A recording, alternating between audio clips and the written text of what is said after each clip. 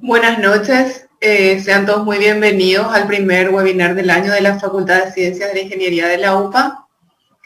Les damos la bienvenida a quienes se conectan desde Paraguay, a los que nos están acompañando desde el exterior y también un saludo especial a todos los miembros de nuestra comunidad de la UPA. Yo soy Verónica Rojas, soy docente en la Facultad de Ciencias de la Ingeniería y quería hoy presentarles nuestro webinar sobre innovación para el desarrollo estratégico de un país. Nuestro invitado de hoy es el profesor Camilo Freddy Mendoza Morejón de la Universidad Estatal del Oeste de Paraná. Queremos también recordarles a quienes nos siguen a través del Facebook de la UPA que pueden hacer preguntas y comentarios ahí mismo en la transmisión desde el inicio de la charla. Y nuestro invitado va a estar respondiendo a las preguntas que le pasen por ahí al finalizar su presentación. El webinar es un esfuerzo siempre de la Facultad de Ingeniería en equipo. El profesor Joel Prieto está detrás de cámara como nuestro director de imágenes, como siempre. Y el profesor Marcelo Castier está esta vez coordinando la interacción con el público a través del Facebook. En esta oportunidad vamos a contar también con la presencia de los profesores Arnoud Coppens y Juan Pablo Nogués. El profesor Coppens trabaja en conjunto con la profesora Gabriela Moyoli en el tema de innovación en Paraguay y ambos son miembros del plantel permanente de profesores de la UPA. El profesor Nogués es el decano de la Facultad de Ciencias de la Ingeniería de la universidad. Además, por supuesto, queremos darle la bienvenida al profesor Camilo Morejón. El profesor Morejón es de nacionalidad boliviana, graduado en la Universidad Técnica de Oruro, en Bolivia. Es investigador del Consejo Nacional de Desarrollo Científico y Tecnológico de Brasil, docente de maestría y doctorado en la UniOeste, docente de la maestría en Red Nacional de Innovación y coordinador de grupos de investigación en innovación, y mentor de la Red Mundial de Inventores de la International Federation of Inventors Association, además de otros cargos y títulos que también le corresponden.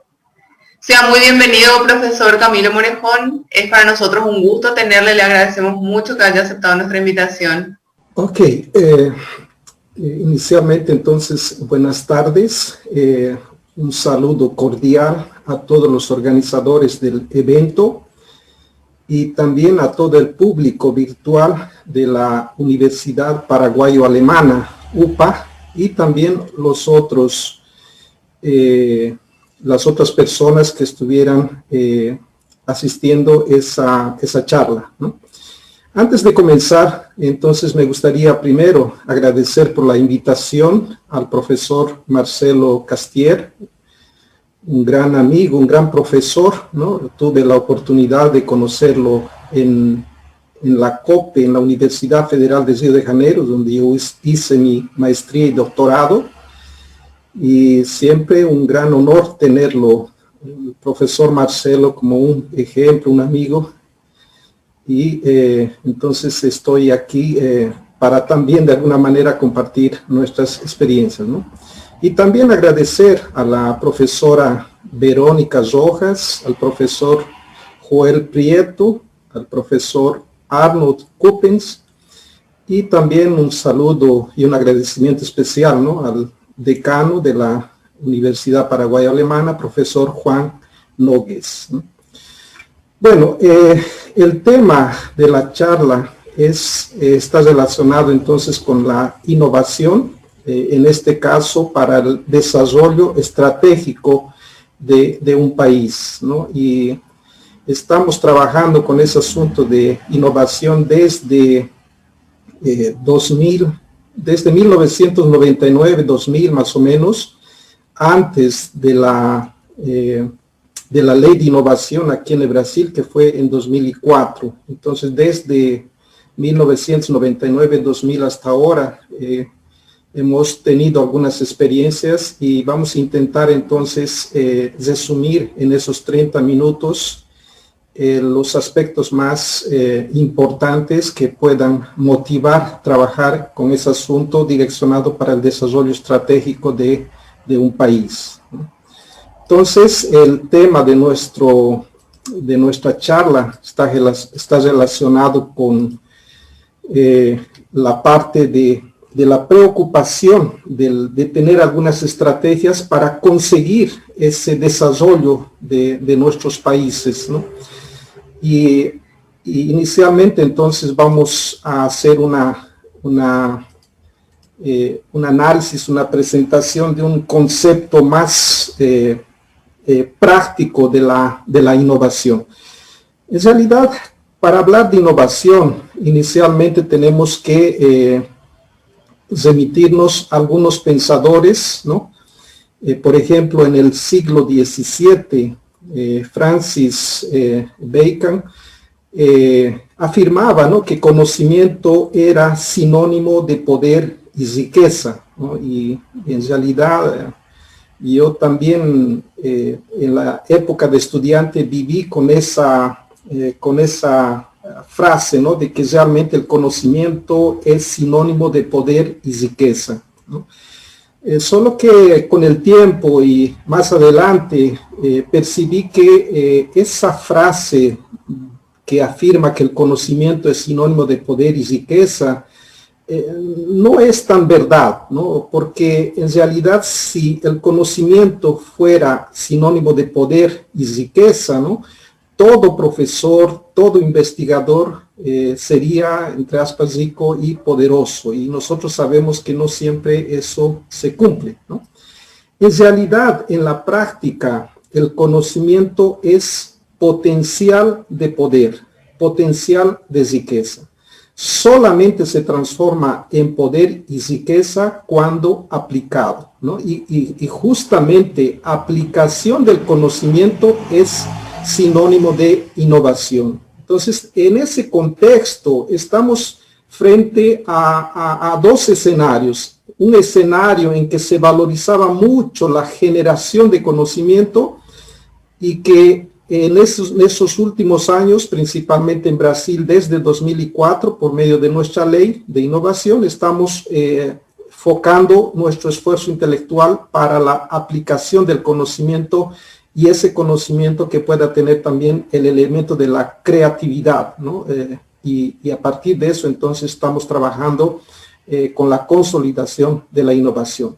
Del punto de vista más práctico, ¿no?, la innovación, nosotros podemos entonces afirmar que es una aplicación del conocimiento creativo y esa innovación está sustentado del punto de vista práctico en cinco pilares. Entonces, nosotros podemos entonces decir, ¿no?, que el primer pilar de la innovación básicamente representa la actividad intelectual, ¿no? O sea, todo organismo que tenga una actividad intelectual, ¿no?, y ahí estoy hablando no solamente de humanos, también de plantas y también de animales que directo o indirectamente tienen una cierta actividad intelectual, ¿no?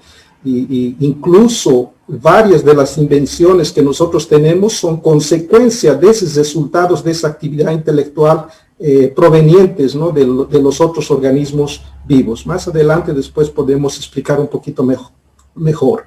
Entonces, el primer pilar de la innovación está relacionado con actividad intelectual. El segundo pilar de la innovación está relacionado con novedad, o sea que el resultado de la actividad intelectual tiene que ser nuevo, o sea, tiene que tener novedad, ¿no? Entonces, actividad intelectual, el segundo, novedad, resultado nuevo. El tercer pilar de la innovación está relacionado con área de conocimiento. Entonces, cuando hablamos de innovación, no necesariamente tenemos que direccionar a las carreras exactas o a las ingenierías, ¿no? O sea, la innovación es un elemento transversal y que penetra todas las áreas de conocimiento y también en todos los sectores, ¿no? O sea, podemos tener innovación doméstica, nos podemos tener innovación social, innovación en la medicina, innovación en derecho, innovación en las ingenierías, o sea, en las ciencias exactas. O sea, la innovación es un elemento que penetra en todas las áreas, ¿no? Y ahí entonces no tenemos ningún tipo de restricción, porque mucho se relacionaba la innovación solamente con elementos técnicos, ¿no? Y ahí los profesionales, personas de otras áreas no se sentían contemplados con la innovación. Entonces, en realidad la innovación, entonces, como estamos diciendo aquí, ella penetra todas las áreas y todos los sectores, ¿no? Entonces, ese sería el tercer pilar de la innovación.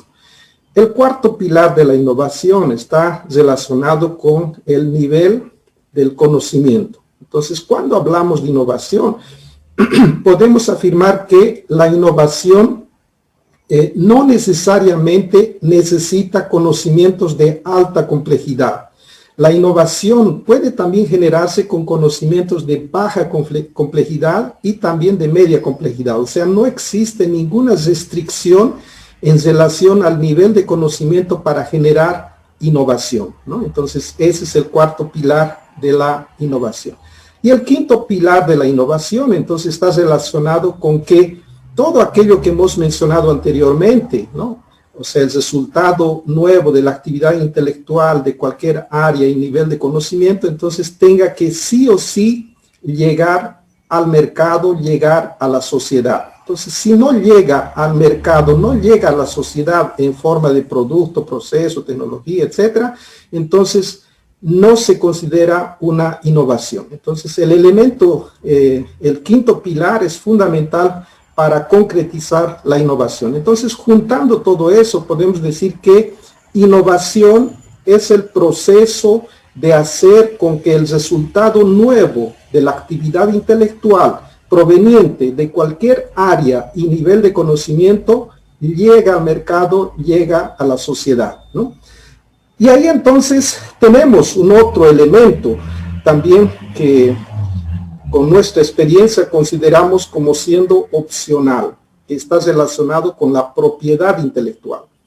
La propiedad intelectual solamente entra en escena cuando ese resultado nuevo de la actividad intelectual proveniente de cualquier área y nivel de conocimiento que llega al mercado tiene alguna expectativa de retorno económico. Entonces, cuando existe la expectativa de retorno económico, entonces nos tenemos que accionar todo el proceso de trámite de la propiedad intelectual que se puede realizar por medio de patentes, de invención, modelo de utilidad, registro de software, marcas, indicaciones geográficas, etc. Entonces, la propiedad intelectual es un documento de propiedad que se utiliza entonces en el proceso de negociación delante de la expectativa de retorno económico, ¿no? Ahora, si nosotros tenemos una actividad intelectual que tenga resultado nuevo, que venga de cualquier área y nivel de conocimiento, que llega al mercado, más sin la mínima expectativa de retorno económico, o sea, estamos abriendo mano de ese retorno económico,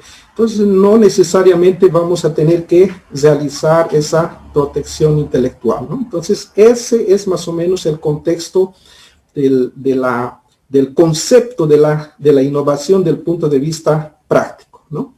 Entonces, avanzando un poquito, una vez que ya tenemos entonces la innovación, entonces tenemos también un otro concepto que va a ser fundamental para la mejor comprensión de nuestra charla. Y ahí está relacionado entonces con el proyecto, ¿no? O sea, ¿qué es lo que será el proyecto? ¿Cuál será el concepto de proyecto? Entonces, nosotros entendemos que proyecto es un documento que resulta de una planificación, ¿no? Y en ese documento, entonces, tenemos una serie de informaciones, datos, cálculos, esquemas, diagramas de flujo, etcétera, organizados de manera lógica para conseguir un determinado objetivo de la mejor manera posible, ¿no? Entonces, cuando hablamos de proyecto, estamos hablando de ese documento que sirve como directriz, como guía para conseguir un determinado objetivo de la manera más óptima posible, ¿no? Entonces, cuando hablamos la innovación como una estrategia para el desarrollo de los países, entonces significa que en algún momento tendremos que trabajar encima de ese proyecto, en la planificación con una serie de informaciones Y todas esas informaciones tendrán que estar colocadas de manera lógica y obviamente para conseguir ese objetivo de la mejor manera posible, ¿no? Entonces, de esa manera, teniendo el concepto de innovación y sabiendo entonces qué es el proyecto, nuestro desafío a partir de ese momento entonces sería trabajar encima de la planificación de ese proyecto. Y como nosotros tenemos el elemento central, el desarrollo estratégico de un país, entonces tenemos que comenzar con una mirada global del país y una especie de diagnóstico del país para entender cuál es su posición y cuáles son sus características de ese país, tanto del punto de vista macro cuanto del punto de vista micro, ¿no? Y podemos, por ejemplo, hacer ese análisis considerando el aspecto económico, ¿no? Y cuando hablamos del aspecto económico, entonces tenemos aquí, por ejemplo, el Paraguay en el mundo, ¿no? El caso del Paraguay, y ahí entonces podemos analizar, ¿no? En el caso de Paraguay, qué es lo que Paraguay tiene y que consigue exportar para los otros países, y al mismo tiempo también qué es lo que Paraguay importa, consume de los otros países, ¿no?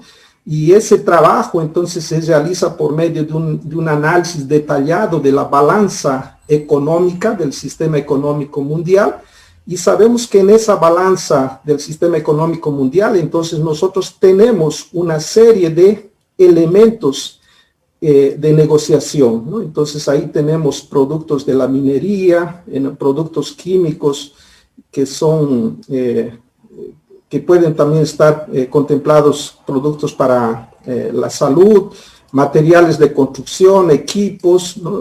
Sales inorgánicos, ácidos, productos de casa, ¿no? O de oficinas, y tenemos ahí también productos metálicos, minerales procesados, y ahí tenemos pulpa de papel.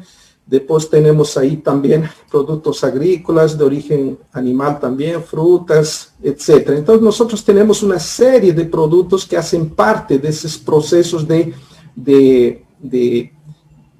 balanza económica, ¿no? De exportaciones e importaciones. En el caso de Paraguay, y adelantando un poquito, entonces prevalece mucho de los productos vegetales, productos del primer sector, que son esenciales en su balanza comercial, ¿no? Por ejemplo, en el caso de las exportaciones del Paraguay, ¿no? Podemos observar que Paraguay tiene en su sistema de exportaciones una serie de productos que están agrupados aquí en los productos vegetales, ¿no? Como granos de soya, tenemos ahí maíz, tenemos ahí arroz, ¿no? Y ahí, por ejemplo, la soya representa 20%, 20,3% del total, el maíz representa 5,36%, arroz 2,9%, etcétera. Y ahí podemos complementar también, ¿no? El otro elemento fundamental de exportación del Paraguay está en la electricidad, con 20,1%. Y ahí tenemos, ¿no? La carne bovina, congelados, y también tenemos los otros productos como harina de soya, aceite de soya, etc., ¿no? Entonces, esos son los productos de exportación del Paraguay. Y esos productos de exportación del Paraguay entonces generan entrada de recursos más o menos en el valor de 7,79 billones de dólares como consecuencia de las exportaciones, ¿no? Aquí, por ejemplo, podemos ver que en 2014 las exportaciones generaban 9,91 billones de dólares, y ahora en 2019 entonces tenemos 7,79 billones de dólares, ¿no? Entonces, como habíamos mencionado, todo eso está básicamente concentrado en pocos productos con mayor proporción, y al total son en realidad 76 productos de exportación del Paraguay, ¿no? Entonces, al mismo tiempo, podemos también analizar el lado de las importaciones, ¿no? ¿Qué es lo que Paraguay importa de los otros países? Y ahí entonces podemos ver, en el caso de las importaciones, básicamente está en 35% de tecnologías, ¿no? Y esas tecnologías también están complementadas por productos químicos, que representan más o menos 18%, vehículos, automotores, etcétera, 7%, y también los demás componentes, ¿no? Y esas importaciones del Paraguay, entonces, representan, por ejemplo, en 2014, generaba la salida de 12,1 billones de dólares para la compra de esos productos, ¿no? Y en 2019 nosotros tenemos ahí 10,6 billones de dólares que estaría saliendo del Paraguay para comprar esos productos, ¿no? Y así, haciendo una comparación de los recursos que salen para comprar y de los recursos que reciben como consecuencia de las exportaciones, entonces podemos ver que la balanza comercial de Paraguay está negativa, ¿no? Y haciendo un análisis de este 2013, entonces podemos ver que la balanza comercial de Paraguay siempre estuvo negativo, ¿no? Entonces en el inicio fue con 2,1 billones de dólares, y después ahora en 2019 con negativo también con 2,81 billones de dólares, ¿no? Y la mayor variación tuvo en 2018, ¿no? En 2018 Paraguay habría comprado el valor de 13 billones y habría vendido 9,2 billones, ¿no? Entonces, ese es el escenario de la balanza comercial del Paraguay. Entonces, continuando, podemos ver también aquí la parte de los destinos, o sea, para dónde van esos productos que Paraguay produce, ¿no? Y ahí podemos observar entonces que los productos producidos en el Paraguay, ¿no?, van para el Brasil, Argentina, Chile, ¿no?, también para Rusia, India, Estados Unidos, ¿no? Entonces ahí podemos observar en proporciones, ¿no? Brasil 32%, Argentina 22%, Rusia 7%, India 2,19%, Estados Unidos 2,43%, etc. Entonces, en valores, eso representa más o menos los 7,79 billones de dólares que estaría recibiendo como consecuencia de las exportaciones, ¿no? Y ahí entonces habíamos mencionado que Brasil es el mayor comprador, ¿no?, con 2,53 billones, Argentina con 1,74, Chile, Rusia y Estados Unidos, ¿no? Entonces ese es el escenario del comercio de los productos generados en el Paraguay. Y cuando hablamos de los orígenes, ¿no?, o sea, de dónde vienen los productos que Paraguay compra, entonces podemos observar aquí también que el mayor vendedor estaría en el Brasil, ¿no?, y en realidad Brasil, Chile, Argentina, Uruguay y otros países también, incluso aparece ahí en menor proporción Bolivia. El total más o menos hace del 41% de las importaciones, ¿no? Después tenemos en segundo lugar Estados Unidos, ¿no? Después tenemos ahí China con 17% y los demás países también con sus porcentajes menores, ¿no? Entonces, ese es el origen de los países que venden los productos al Paraguay, ¿no? Y aquí, conforme habíamos mencionado, entonces en 2014 era 12,1 billones de dólares de las compras, ¿no?, de los productos importados, y eso generaba entonces, o genera en la actualidad, una salida de más o menos 10,6 billones de dólares, ¿no? Y ahí entonces reforzando, Brasil en primer lugar, Estados Unidos en segundo, China, Argentina, Chile, ¿no? Entonces ahí tenemos la balanza comercial, o sea, qué es lo que Paraguay vende, qué es lo que Paraguay compra, qué es de dónde compra y a dónde vende, ¿no?, Paraguay sus productos, ¿no? Y lo que llama la atención en el caso de las exportaciones y las importaciones, y aquí haciendo una comparación de los productos que Paraguay está exportando, que son 76 productos, comparado con los productos de exportación de los otros países, en este caso como, como China. Entonces, ya de entrada podemos ver, ¿no?, que la economía de Paraguay está en 7,79 billones de dólares en la exportación, en cuanto que China está con 2,41 trillones de dólares, ¿no? Entonces, una economía gigantesca, ¿no? Y otra diferencia también que podemos observar aquí, que el caso de del perfil de las exportaciones, la mayoría de los productos de exportación de nuestros países de Latinoamérica, ¿no?, y Brasil también está incluido en ese grupo, se caracterizan por la exportación de productos primarios, ¿no? Y cuando hablamos de importación, entonces estamos siempre frente a las importaciones de productos con conocimientos de alta complejidad embarcados, ¿no? Y ahí entonces surge esa necesidad de trabajar el asunto de la innovación. Y ahí, conforme habíamos mencionado anteriormente, entonces la innovación nada más es la aplicación del conocimiento, ¿no? La aplicación del conocimiento nuevo que tenga características de novedad, ¿no?, que sea fruto de la creatividad, de la imaginación, ¿no? Esa imaginación que puede ser incremental o una imaginación que puede ser radical, ¿no? Y ahí entonces, cuando hablamos de nuestras universidades, nosotros estamos frente a dos escenarios. Universidades que se preocupan más con la generación del conocimiento con producto paper y universidades que se preocupan con la parte de la generación de productos en el área de innovación, con productos que simboliza más, que serían las patentes, ¿no?, las patentes y las transferencias de tecnología.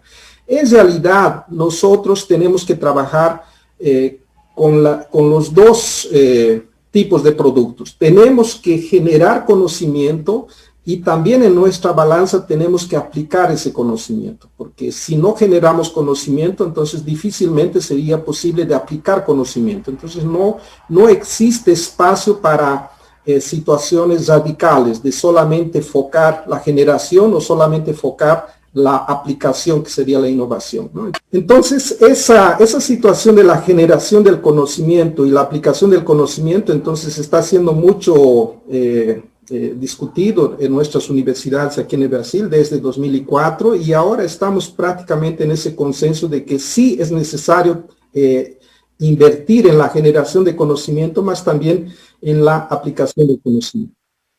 Y cuando hablamos de esa cuestión de la aplicación del conocimiento y de la generación del conocimiento, entonces, en este caso, direccionado para un territorio, tenemos que entender cuáles son las características de esos territorios, ¿no? Y en este caso, el territorio que sería el país, o sea, Paraguay, tenemos que saber que en el Paraguay existen una serie de elementos que hacen parte de su territorio que deben interactuar de manera interdependiente, ¿no? Entonces, no es posible trabajar una planificación para el desarrollo innovador sin llevar en cuenta esa necesidad de la interdependencia, ¿no? Entonces, cuando hablamos de los territorios, tenemos que hacer un análisis integrado y sistémico.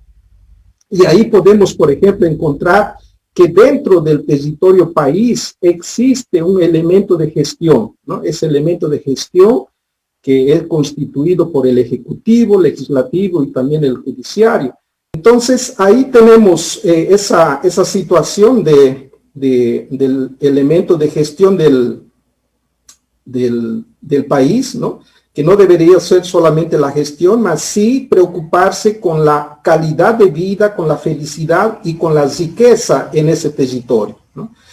Y para conseguir esa calidad de vida, esa felicidad y esa riqueza en el territorio, en el país, entonces ese elemento de gestión necesita ofrecer para su población un sistema eficiente de salud, un sistema eficiente de educación, un sistema eficiente de asistencia social, un sistema eficiente, ¿no?, de deporte, el hacer, un sistema eficiente de salud, y ahí incluye también la salud mental, y un sistema de seguridad, ¿no? Y ahí podemos observar que tanto salud, educación, asistencia social, deporte, placer, salud mental, seguridad, etcétera, son elementos de costo, o sea, necesitan recursos para ser implementados. Y justamente para suplir esas demandas de costo, entonces en ese territorio es necesario el sistema generador de riqueza. Entonces tenemos que tener un sistema de generación de riqueza que justamente ese sistema de generación de riqueza entonces está constituido por las actividades económicas del primer, del segundo y del tercer sector de la economía. Entonces estamos hablando ahí de todas esas actividades económicas que hacen parte del sistema de generación de riqueza, ¿no? Y al mismo tiempo ese sistema económico entonces es responsable por la generación de empleo, de renta, y a partir de eso también podemos ver que está complementado con la parte de turismo, y para eso es necesario también trabajar la infraestructura, ¿no? Y esa infraestructura no solamente en la cuestión turística, también en la cuestión rural, en la cuestión industrial, en la cuestión urbana también, ¿no? Y en ese universo de actores, de elementos, es necesario considerar también la parte ambiental, porque todas las actividades son responsables por la generación de residuos sólidos, líquidos y gaseosos, ¿no? Y esos residuos sólidos, líquidos y gaseosos, entonces, necesitan también un tratamiento especial porque ellos pueden constituirse en materias primas no convencionales de procesos de transformación o industrialización de residuos, ¿no? Entonces, solamente para que ustedes tengan una idea, en el caso del Paraguay, Paraguay por nuestros cálculos estaría más o menos generando 4.438 toneladas de basura por día, ¿no? Y ese total de 4.438 toneladas de basura, 69%, o sea, 3.062 toneladas sería correspondiente a la fracción orgánica, ¿no? Y los reciclables, entonces, sería 23%, en torno de 1.020 toneladas de materiales reciclables, y 8%, entonces, son los materiales contaminados, ¿no? O sea, el papel higiénico, los absorbentes y algunos otros embalajes contaminados que en general salen de los baños, ¿no? Entonces, ahí tenemos un universo de disponibilidad de residuos que, cuando incorporado la innovación, esos residuos se transforman en materias primas para la obtención de otros productos de valor agregado, ¿no? Entonces, ese es el objetivo que nosotros tenemos. Tenemos que incorporar innovación en el sistema de gestión del país, tenemos que incorporar innovación en el sistema de salud, innovación en el sistema de educación, y cuando hablamos sistema de educación, entonces es desde el kinder, escuela, colegio, universidad y también la universidad de la tercera edad, ¿no? Innovación en el sistema de asistencia social, innovación en el sistema de deporte y placer, innovación en el sistema de salud mental, innovación en el sistema de seguridad del Paraguay. Y obviamente tenemos que incorporar también innovación en todas las actividades del primero, segundo y tercer sector de la economía, ¿no? Innovación en la parte turística, innovación en el área rural, innovación en el área industrial, innovación también en el área urbana, etc. Entonces, la innovación, como ya lo habíamos dicho en el inicio, ella es transversal y penetra todas las áreas, y con todos los niveles de conocimiento. Y entonces, no podemos trabajar de manera separada, siempre tiene que hacerse de manera integrada y de manera sistémica en ese proceso, ¿no? Avanzando un poquito, entonces ahí viene la cuestión de cómo incorporar entonces la innovación. O sea, cómo podemos incorporar esa innovación. Y para hacerlo más didáctico, entonces utilizo aquí, por ejemplo, esa brujita, y podemos hacer una analogía con la receta de una torta o la receta de un plato. ¿Sí? ¿Cuál es el plato más típico del Paraguay? creo que es la sopa paraguaya, ¿no? Por ejemplo, ¿no? Entonces, cuando hablamos de recetas, significa que necesitamos de dos elementos, los ingredientes y el modo de preparo, ¿no? O sea, en qué condiciones, en qué proporciones, en qué temperaturas, si tenemos que mezclar en ese sentido, en el sentido contrario, etcétera, etcétera, y cuál la secuencia, o sea, qué es lo que colocamos primero, qué es lo que colocamos segundo, etcétera, etcétera, ¿no? Entonces, en el caso de la innovación, haciendo esa analogía para hacerlo más didáctico, sería necesario, según nuestras experiencias, 8 ingredientes, ¿no? 8 ingredientes. Y ahí el primer ingrediente está relacionado con los problemas que demanden solución. Entonces, ese ingrediente, problemas que demanden solución, todos los países, todos los municipios, todas las provincias, todos los departamentos, todas las instituciones, todas las personas lo tienen, ¿no? Entonces, ese requisito, entonces, está resuelto, o sea, no tenemos que preocuparnos. Existen los problemas. Ok, ahora apenas tenemos que hacer un proceso de prospectar esos problemas y canalizar esos problemas para ser trabajados principalmente dentro de nuestras universidades, ¿no? Mas de cualquier manera tenemos ese ingrediente. El segundo ingrediente está relacionado con el capital intelectual, ¿no? Ese capital intelectual, ¿no? Está definido como siendo aquella persona que no apenas tiene el conocimiento, sino también que sabe aplicar ese conocimiento, ¿no? O sea, el capital intelectual es aquella persona que tiene el conocimiento, mas principalmente sabe aplicar ese conocimiento. Y cuando hablamos de capital intelectual, a los ojos de la sociedad, principalmente aquí en el Brasil, nuestro capital intelectual está siendo visto como siendo un pasivo intelectual, ¿no? O sea, parece que la sociedad no está entendiendo que el papel principal de las universidades es la generación, formación de profesionales, ¿no? La enseñanza. Y ahora en ese nuevo escenario, o sea, la sociedad, mercado, está queriendo también que las universidades, o sea, el capital intelectual, no solamente esté siendo responsable por la formación de profesionales, no solamente esté siendo responsable por los proyectos, trabajos de extensión universitaria, y no solamente esté siendo responsable por la investigación.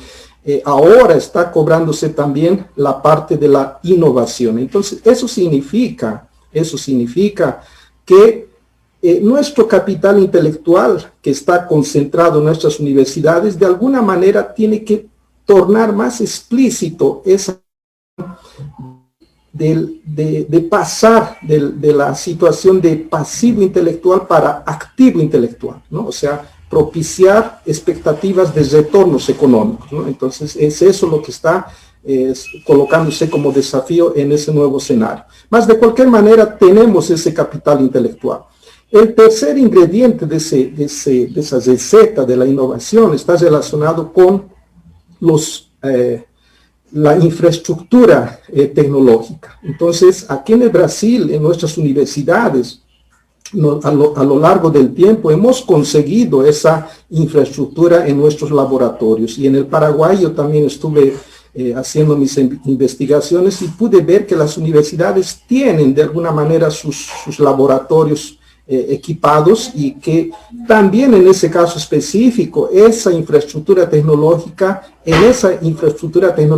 parece que está prevaleciendo también la cuestión del pasivo tecnológico. Entonces, ahí tenemos un desafío de transformar ese pasivo tecnológico en activo tecnológico. Y para transformar ese pasivo en activo tecnológico, entonces tenemos que abrir las puertas de nuestras universidades y tenemos que recibir las demandas, ¿no?, de la sociedad, las demandas del sistema productivo para procesar, trabajar y generar soluciones tecnológicas de preferencia con características innovadoras. Entonces, ese tercer ingrediente también todos nuestros países, nuestras instituciones lo tienen.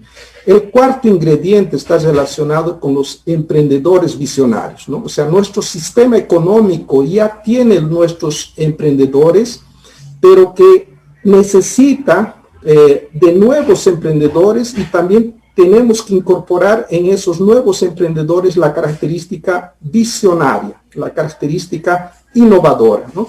Y eso nosotros tenemos que hacerlo desde el kinder y trabajar en las escuelas, trabajar en los colegios, trabajar obviamente en las universidades y trabajar también en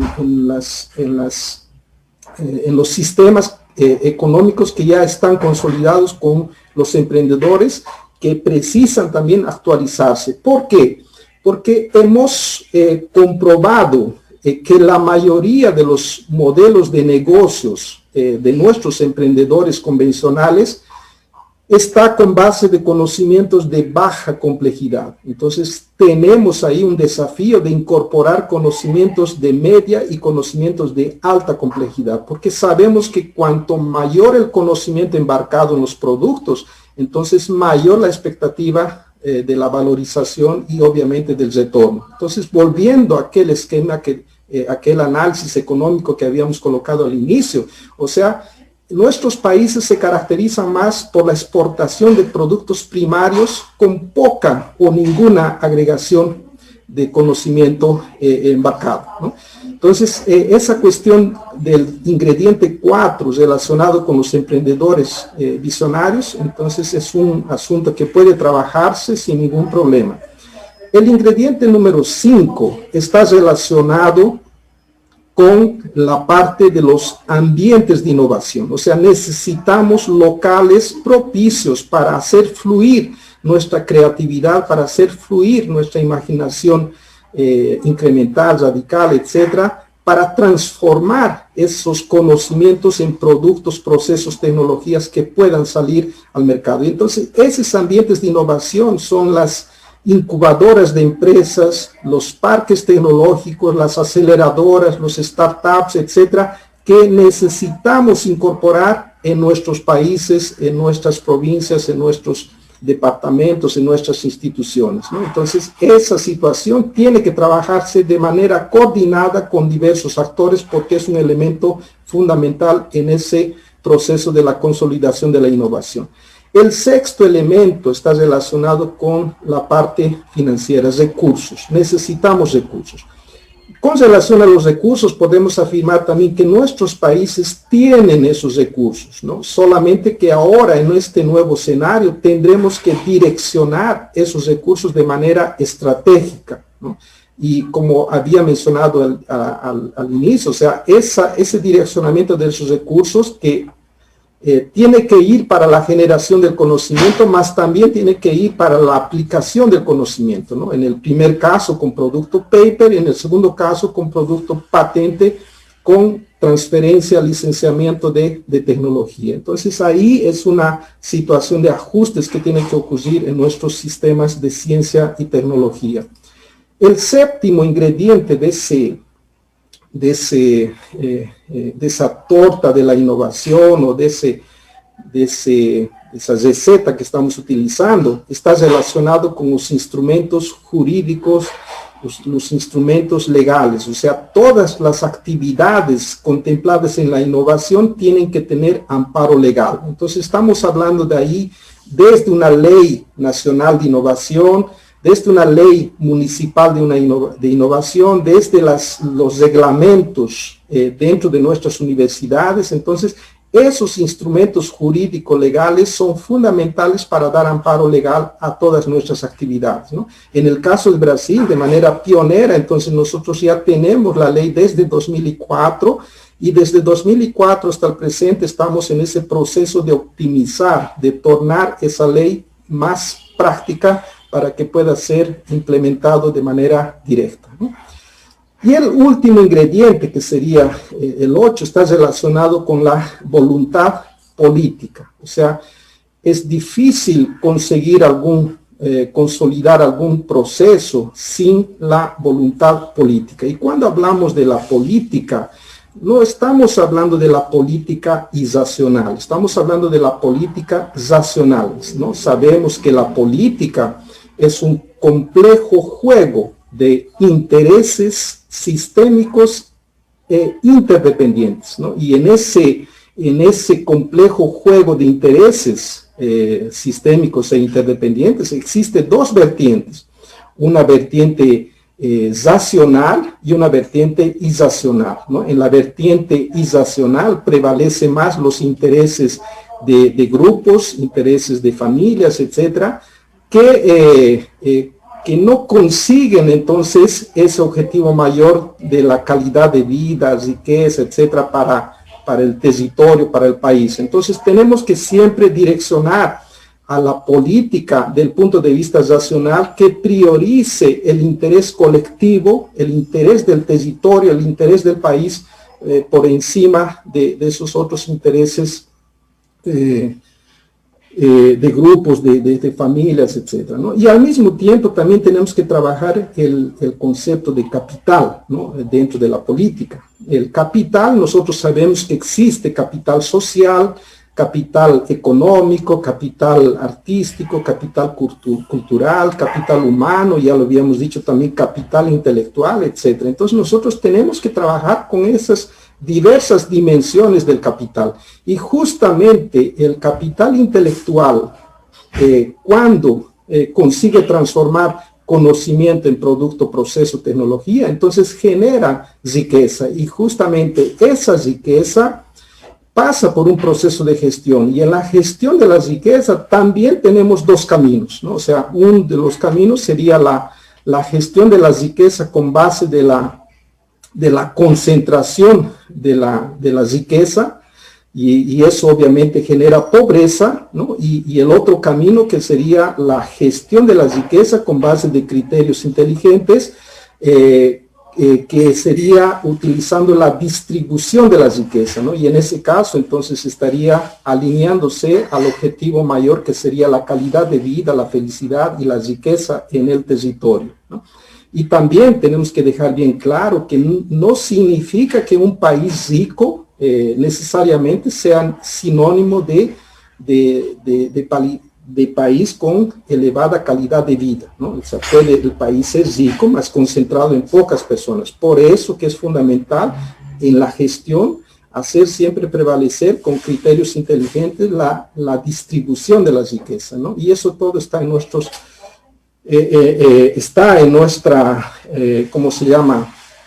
En nuestra situación, ¿no? De esclarecer y de también formar a nuestros gestores, a nuestros líderes, a nuestros profesionales. Y el producto, el resultado de todo eso, entonces va a ser ese conjunto de elementos, ¿no? O sea, calidad de vida, riqueza, empleo, renta, la cuestión de la dinamización del emprendedorismo por medio de la transferencia de tecnología y la generación de propiedad intelectual dentro de un país, etc. Entonces, es eso que necesitamos conseguir dentro de nuestros países, ¿no? Entonces, no sé cómo estamos en relación al tiempo, mas vamos a ver si conseguimos avanzar aquí. Y ahí entonces tenemos otra manera también de trabajar la innovación inversa. Ya habíamos experimentado, principalmente en el Japón, ¿no? la nomenclatura de la ingeniería inversa, ¿no? Cuando los japoneses utilizaban algún producto pronto, desmontaban y sabían cuál era la lógica del proceso, y en el proceso inverso entonces conseguían mejorar y ahí colocaban en el mercado productos mejorados, ¿no? Entonces el análisis que hicimos al inicio del aspecto económico tiene esa finalidad. ¿Por qué? Porque cuando hablamos de un país y sabemos que ese país está exportando algunos productos, entonces nosotros tenemos que saber cuáles son los productos que estamos exportando. Y no solamente eso, tenemos que saber también cuántos son esos productos. Y también no para ahí, tenemos que saber para dónde están yendo esos productos. Y también no para ahí, tenemos que saber qué es lo que están haciendo con esos productos de exportación en los países que están comprando. Y también no para ahí, tenemos que saber cuáles son los productos de valor agregado que están obteniendo con nuestros productos que estamos exportando. Y también no para ahí, tenemos que saber cuáles son los procesos, cuáles son las tecnologías que están utilizando en esos países para producir aquellos productos de valor agregado. Y también no para ahí, tenemos que saber si esos procesos, si esas tecnologías tienen o no tienen patentes, ¿no? ¿Por qué? Porque investigaciones que hemos realizado aquí en nuestro grupo de investigación demuestran claramente que existen en los productos de importación una serie de productos que están con patentes vencidas. Y cuando hablamos de patente vencida, entonces básicamente estamos hablando de la siguiente situación. Una patente contempla 4 documentos: el relatorio descriptivo, las reivindicaciones, los diseños y la suficiencia descriptiva. Entonces, cuando tenemos la suficiencia descriptiva dentro de un proceso de patente, entonces significa que cuando él está vencido, que está público, esas informaciones estarían entonces disponibles para cualquier persona, cualquier institución, cualquier universidad poder utilizar todos esos datos, ¿no? Entonces, la suficiencia descriptiva es el detalle del contenido que tiene que estar en un documento de patente, ¿no? Porque el requisito de la suficiencia descriptiva dice lo siguiente: la patente tiene que estar escrita con los mínimos detalles para que un tercero con la lectura, etcétera, pueda reproducir todas las informaciones contenidas en ese documento. Si no atiende ese requisito, entonces ese documento va a ser indeferido, no va a ser pasible de tener la patente, ¿no? Entonces, es utilizando ese requisito y de esas patentes que están vencidas, entonces nosotros tendríamos condiciones de hacer la estrategia de la innovación inversa, ¿no? Y ahí entonces podemos ver claramente que Paraguay compra 10,6 billones, o sea, el dinero ya lo tiene. Y si compra porque existen los consumidores, entonces el consumidor también ya lo tiene. Y la mayoría de esas patentes están con patentes vencidas, entonces la información, los datos técnicos de esas patentes están libres para ser explotados, ¿no? Entonces tenemos todos los elementos también para trabajar con la innovación inversa, y en ese caso específico no sería necesario trabajar con la investigación y hacer todo ese proceso, ¿no?, más demorado, etcétera, porque ya estaríamos partiendo de productos concretos y con eso estaríamos teniendo condiciones de generar nuevos modelos de negocios para sustituir esas importaciones, ¿no? Y eso nosotros sabemos que genera empleos, rentas, riqueza para el territorio, para el país, ¿no? Entonces, esa es una situación que tenemos que también aprovechar y que dependiendo del caso podemos detallar un poco más, ¿no? En otras palabras, ya en la recta final, entonces decirles que tenemos que tener visión, tenemos que tener esfuerzos, tenemos que tener determinación, asociación, o sea, tenemos que trabajar siempre de manera integrada, ¿no? Y esa cuestión de la manera integrada no se limita solamente al Paraguay, o sea, tenemos y podemos también trabajar entre países, entre instituciones de los países, entre investigadores de nuestros países, ¿no? Y al final de cuentas, entonces, no tenemos que rendirnos nunca y creo que tenemos condiciones plenas para conseguir ese anhelado desarrollo territorial innovador de nuestros países, ¿no? Entonces, los 30 minutos o el tiempo fue relativamente corto, más de manera resumida y espero de manera didáctica haya sido posible transmitir esa idea, ¿no? Entonces, agradezco una vez más por todo ese espacio que están brindando para compartir esas experiencias de nuestra vida profesional. Entonces, muchas gracias por la atención y me quedo entonces para las eventuales preguntas. Gracias, profesor Camilo. Muy interesante y muy concreta la presentación. Queremos continuar un poquito más la conversación y para eso le queremos volver a invitar al profesor Coppens y también al profesor Nogués si quieren establecer alguna pregunta o poner algún tema para poder conversar un poco con nuestro invitado. Así que, profesor Coppens, por favor, y gracias por la presentación. Muchas gracias. Una primera pregunta que tengo es, ¿cuál es tu propia visión sobre la fabricación digital? Nosotros apostamos fuertemente en la UPA. ¿Qué consideras el impacto que va a tener eso en los siguientes años con respecto al desarrollo de países como Paraguay y Brasil? Sí, entonces estamos prácticamente, ¿no? En un escenario de transformaciones de las tecnologías, de revoluciones, ¿no? En 1784 nosotros tuvimos la primera revolución industrial que surge como iniciativa del capital intelectual de Inglaterra, ¿no? En el siglo XVIII. 86 años después nosotros tuvimos la segunda revolución industrial, ¿no? Y eso fue generado en Inglaterra, en Francia, Estados Unidos, ¿no? Y ahí prevaleció más la cuestión de la electricidad, las líneas de montaje en serie, etc. Y después, 99 años, después de 99 años tuvimos también la tercera revolución industrial en 1969, ¿no? O sea, eso también generado por la iniciativa del capital intelectual de Estados Unidos, donde se incorporan los computadores, automatización, electrónica, etcétera, ¿no?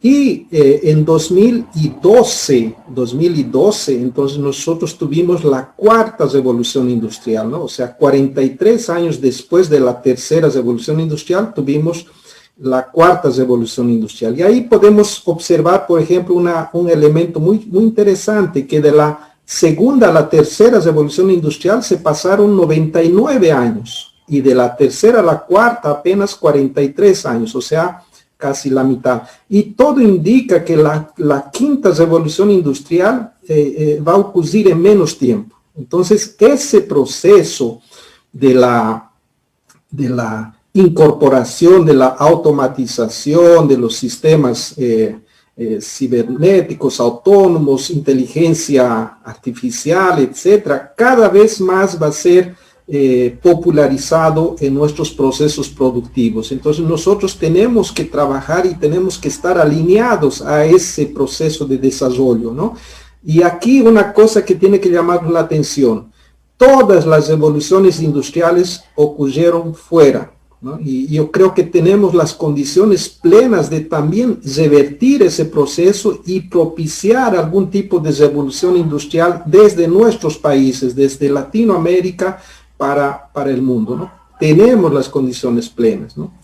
Ahí apenas tenemos que tener una cierta cautela de trabajar ese proceso de desarrollo, siempre teniendo una armonía con la cuestión tecnológica, la cuestión social, la cuestión ambiental, la cuestión cultural, etcétera. Son varias dimensiones que tenemos que trabajar en ese proceso de desarrollo, ¿no? Entonces, no solamente focar de manera cesada en el aspecto tecnológico, olvidándonos, por ejemplo, del aspecto social o olvidándonos del aspecto ambiental. O sea, tenemos que tener esa capacidad de trabajar siempre con una visión, como lo había mencionado anteriormente, de manera sistémica, ¿no? Interdependiente. Muchas gracias.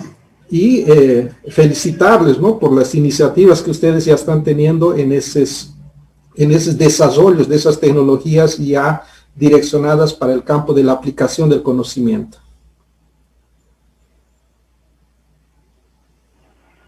Gracias, profesor Mendoza. Yo quisiera primero que nada agradecerle en nombre de la Facultad de Ciencias de la Ingeniería de la UPA por su tiempo y por su apertura para compartir sus conocimientos de gran valor. Nos encontramos como en una encrucijada, en una coyuntura regional, digamos, que como usted bien mencionó en su charla, Sudamérica o Latinoamérica en general podría ser un punto de inflexión para la próxima revolución, y creo que deberíamos trabajar conjuntamente para llegar a eso. Dicho eso, yo tengo una pregunta un poco más hacia lo que me atañe a mí a nivel de interrelación de la universidad con el sector privado. Usted estaba mencionando en su charla que es fundamental que la universidad reciba las preguntas, las sugerencias y a veces los pedidos del sector privado. Nosotros tratamos de hacer eso, pero quisiera escuchar un poco su experiencia de cómo manejar esto, porque a veces se torna en una cuestión de manejo de expectativas, porque puede venir el sector industrial y tiene un problema genuino, pero el sector académico tiene otra velocidad y tiene otras capacidades, ¿verdad? Casi siempre lo afronta a un lado de investigación y bueno, vamos a probar y veremos esto, y quizás hay una innovación, pero no es una innovación instantánea o a corto plazo, y implica mucho de trabajo conjunto. Entonces, es una pregunta abierta y quisiera escuchar cuáles son sus experiencias de cómo trabajar con el sector privado desde la universidad. Gracias. Sí, en realidad nuestras universidades, ¿no? Todavía están cargando esa estructura, ese formato de las anteriores revoluciones industriales. O sea, nosotros de manera general hemos sido tímidos en ese proceso, ¿no? Y tal vez esa pandemia de alguna manera está acelerando esos procesos y estamos frente a un quiebra de paradigmas, ¿no? Entonces necesitamos preparar a nuestras instituciones y tornarlas más ágiles para atender las demandas de la sociedad y las demandas del sistema económico, de las actividades económicas del primero, segundo, tercero sector, etcétera, de los diversos sectores. Y ahí entonces, para motivar esa vinculación universidad-empresa, tenemos que dejar siempre de manera explícita la respuesta a una pregunta, ¿no? La pregunta del empresario va a ser, ¿qué es lo que yo gano con eso? O sea, ahí siempre va a entrar ese elemento económico en ese proceso. Y coloco también del otro lado, o sea, la universidad también tiene que posicionarse de esa manera. O sea, lo que tiene que prevalecer en ese proceso es el ganar-ganar, o sea, todos tienen que ganar, ¿no? Y para conseguir explicitar ese elemento motivador, entonces nosotros tenemos que tener argumentos más reales. Y cuando hablo de argumentos reales, no significa que tengamos que tener argumentos abstractos, que como siempre estamos acostumbrados en nuestras universidades, ¿no? De trabajar con cosas abstractas, resultados que salen de investigaciones en condiciones ideales, ¿no? Y siempre un poco distante de la realidad, ¿no? Entonces, esa cuestión abstracta vale para la situación de la generación de conocimiento en forma de paper. Ahora, cuando hablamos de innovación, entonces tenemos que transpor esa barrera y tenemos que trabajar una etapa que se llama la prueba de concepto. O sea, tenemos que transformar esos resultados abstractos en resultados prácticos, y esos resultados prácticos todavía tienen que incorporar otros elementos. Y uno de esos elementos se llama entonces la viabilidad, ¿no? Entonces, porque el empresario va a querer saber, tengo un problema, ok, ustedes consiguen transformar ese problema en oportunidad. Ok, ahora, ¿cuánto se presenta de inversión esa solución? ¿Cuál es la expectativa de retorno de esa inversión? ¿No? ¿Cuál es la tasa interna de retorno de esa inversión? ¿No? ¿Cuáles son las expectativas del mercado, tamaño del mercado?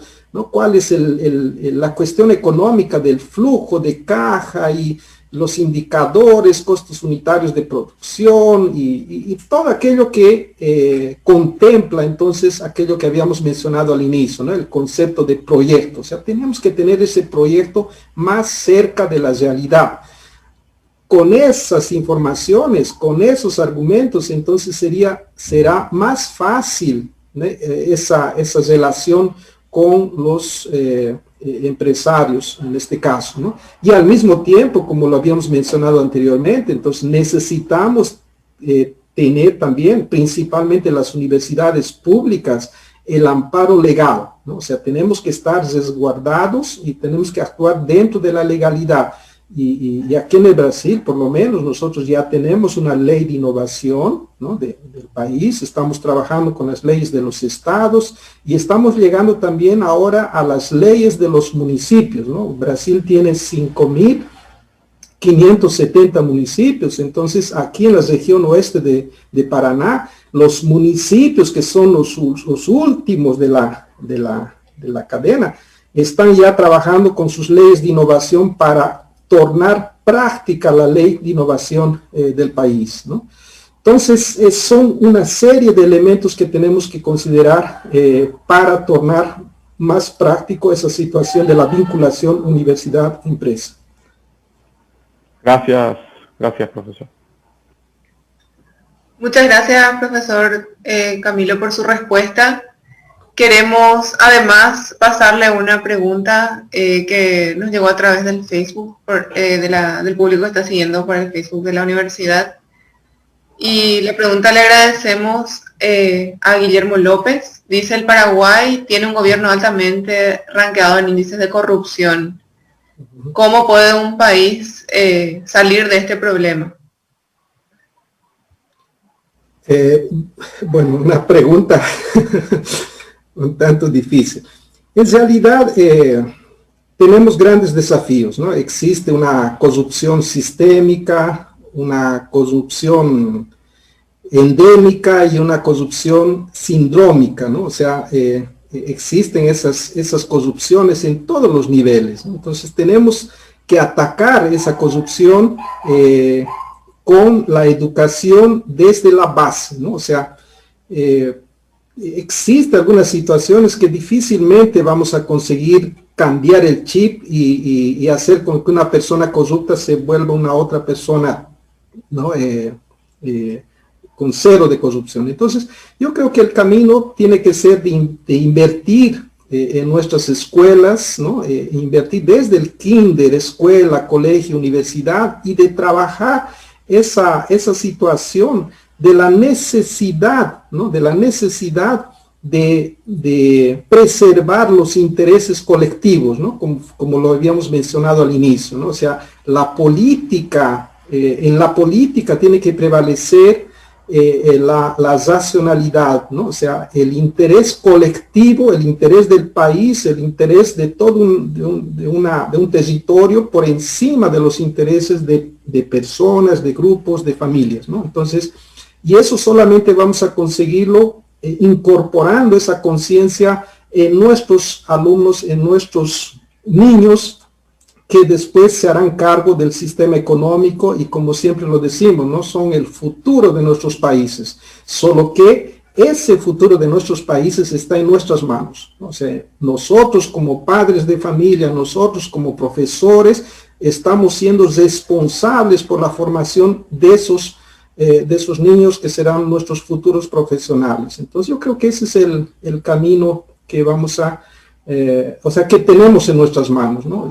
Y esperar que venga de arriba abajo y etcétera, son también alternativas, pero que tal vez no tengan un efecto muy positivo. Y obviamente tenemos que siempre estar atentos y ser rígidos en la fiscalización, ¿no? Y tenemos que de esa manera hacer con que nuestras instituciones funcionen de la mejor manera posible.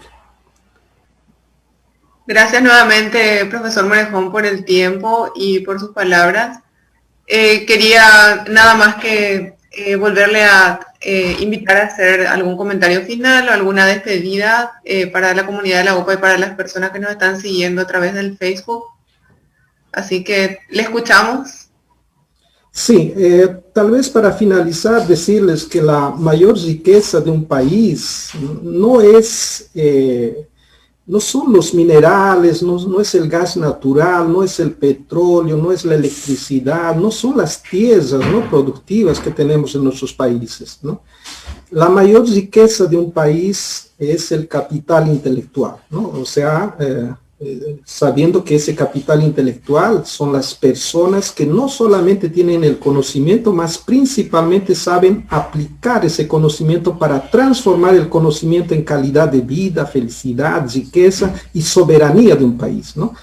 Y para optimizar la formación de ese capital intelectual, entonces es fundamental, es importante la reestructuración y la incorporación de nuevas estrategias en nuestras escuelas, en nuestros colegios y en nuestras universidades. Y en ese proceso es fundamental, ¿no?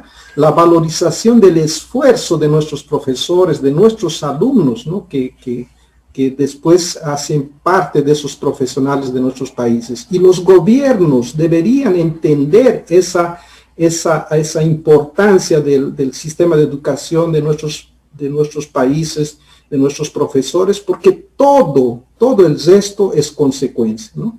Y por todo eso, nuestro principal desafío entonces sería la formación del capital intelectual motivado, visionario, creativo, empático, emprendedor e innovador, ¿no? Y creo que ese sería el mayor legado que podemos dejar a nuestros países, ¿no? Y más una vez agradecerles por la oportunidad y como siempre estamos a disposición para tratar o detallar algunos asuntos relacionados con innovación. Entonces, muchas gracias y estamos a disposición.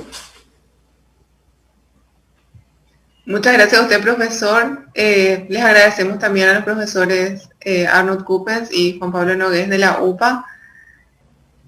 Ok, gracias. Chao, chao. Cuídense.